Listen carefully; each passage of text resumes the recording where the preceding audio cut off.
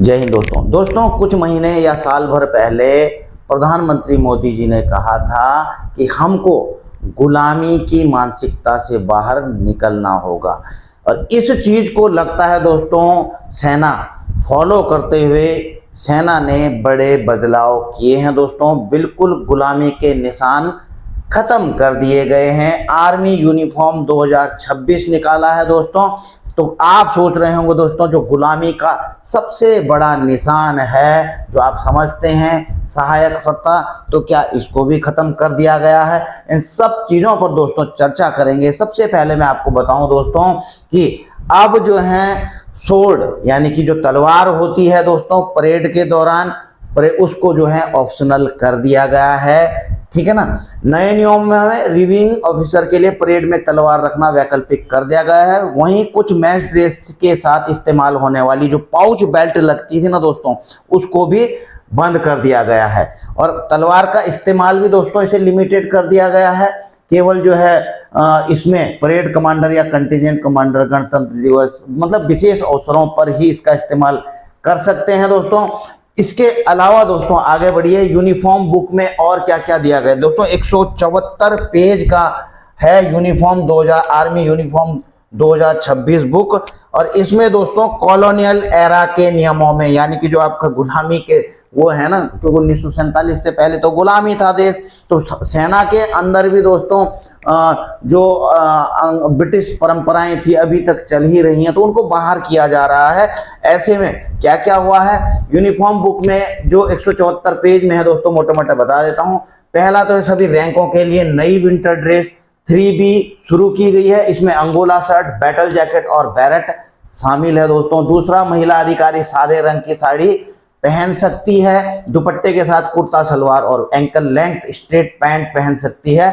Sleeveless कुर्ते, palazzo और secret pant का अलाउ नहीं है, ये नहीं पहन सकते प्लाजो जो स्लीवलेस कुर्ते हैं। महिला सैनिक अफसर लिपस्टिक, रंगीन नेल पॉलिश, बिंदी, नोज पिन नहीं पहन सकेंगी।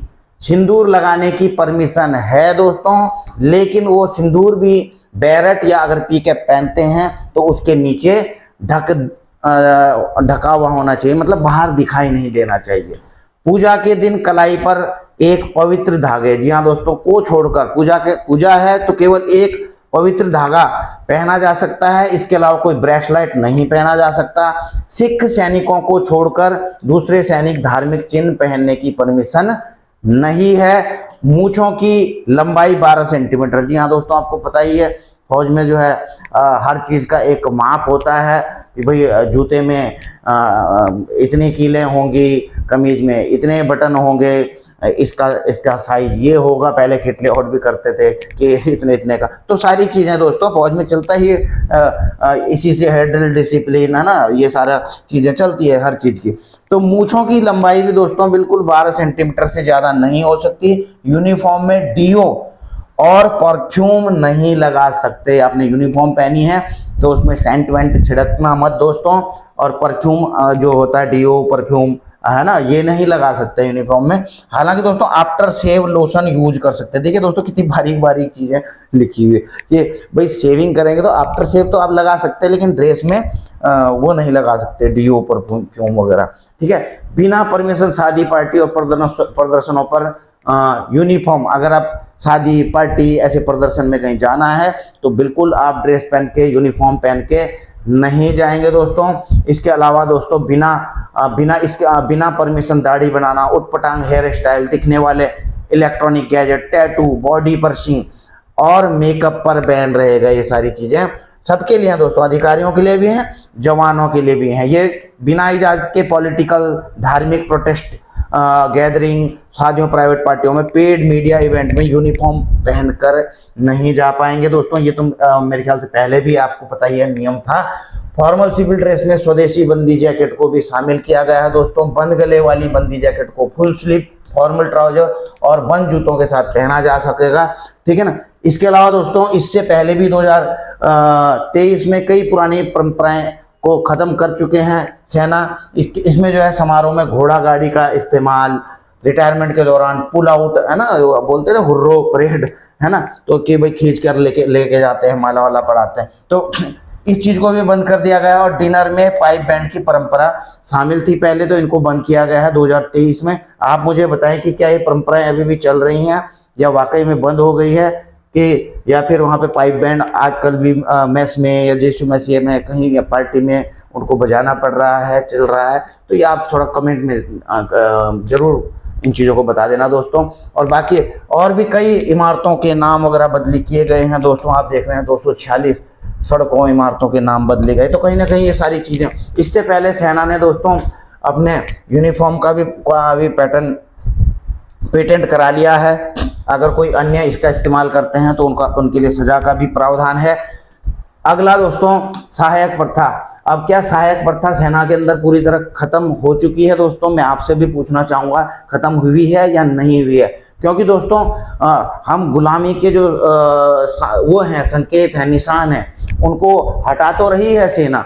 तो क्या ऐसे में जो सहायक प्रथा तो दोस्तों गुलामी की मानसिकता का सबसे बड़ा और सबसे विवादित प्रतीक माना जाता है। लेकिन यूनिफॉर्म 2026 बदलाव में इसका कहीं भी जिक्र नहीं किया गया है। और वर्तमान स्थिति क्या है दोस्तों कि सहायक सिस्टम, आपको पता है सहायक सिस्टम बेसिकली क्या होता है? पहले आपने भी, जो पुराने लोग हैं उनको पता है कि बटमैन भी बोलते थे, ऑर्डलरी भी ऑर्डलरी भी बोलते थे।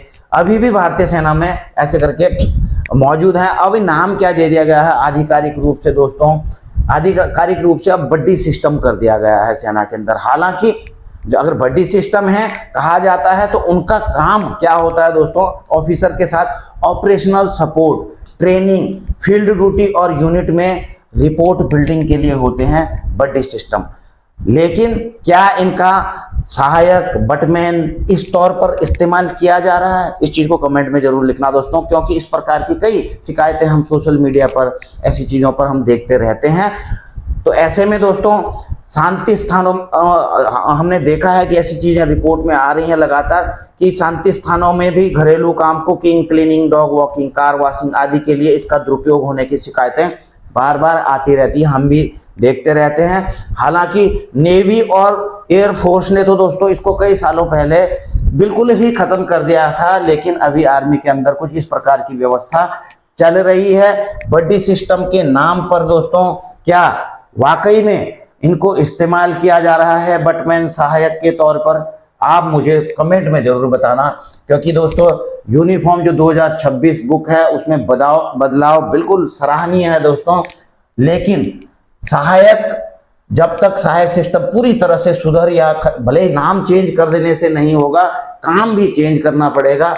अगर इसको पूरी तरह से खत्म नहीं कर दिया जाता तो गुलामी के निशान पूरी तरह से नहीं मिटेंगे। तो इसके लिए दोस्तों बिल्कुल सेना को चाहिए कि शांति वाले इलाकों में सिविलियन को रखें और सिर्फ ऑपरेशनल बड्डी सिस्टम रखें। यानी कि जो सेना में सैनिक है उसको बड्डी सिस्टम ठीक है, ऑपरेशनल बड्डी सिस्टम होना चाहिए। सिविल में अगर रखते हैं तो सिविलियन, वो शांति इलाकों में पीस में अगर रहते हैं तो सिविलियन को, पेड सिविलियन वहां पर रखा जा सकता है, उनको भी नौकरी चाकरी मिल जाएगी किसी को, तो वो वहां पर काम कर सकते हैं कोई भी, ठीक है। तो ये है। इससे पहले भी दोस्तों हालांकि पहले से प्रयास किए गए, संसदीय समिति ने कई बार अबॉलिशन की सिफारिश की है। 2017 में आर्मी ने शांति इलाकों में सिविलियन स्टाफ रखने का प्रस्ताव दिया था। सुप्रीम कोर्ट ने भी 2022 में PIL को खारिज कर दिया था। कुछ अधिकारी, खासकर दोस्तों रिटायर अधिकारियों के साथ भी रहते थे पहले, तो आपको पता ही है कि जो बड़े अधिकारी थे, कई रिटायर होने के बाद भी उनके रेजिमेंट उनको ताउम्र दे करके ही रखती थी यह सुविधा। लेकिन हालांकि यह बंद हो चुकी है, ठीक है ना। लेकिन सर्विंग ऑफिसर के लिए कहीं ना कहीं आपको ये जारी दिखेगा दोस्तों। आर्मी यूनिफॉर्म 2026 में मैनुअल में तलवार बंदी, जैकेट, ये तो बदलाव लाए हैं, लेकिन सहायक प्रथा का इसमें कोई बड़ा ऐलान दोस्तों है नहीं। तो कुल मिलाकर के जो गुलामी के प्रतीकात्मक रूप हैं, निशान हैं, प्रथाएं हैं, उनमें बदलाव तो जरूरी है और अच्छा भी है, क्योंकि हमारे जो देश की पहचान, तो दोस्तों आपको पता ही है, हमको भारत की जो संस्कृति है उसको अपनाना चाहिए, ना कि विदेशी जो पहले से ब्रिटिश गुलामी के दौर से चल रहे हैं उनको हमें छोड़ देना चाहिए। अपनी संस्कृति, जो हमारा भारतीय पहचान है, उसको मजबूत करना चाहिए।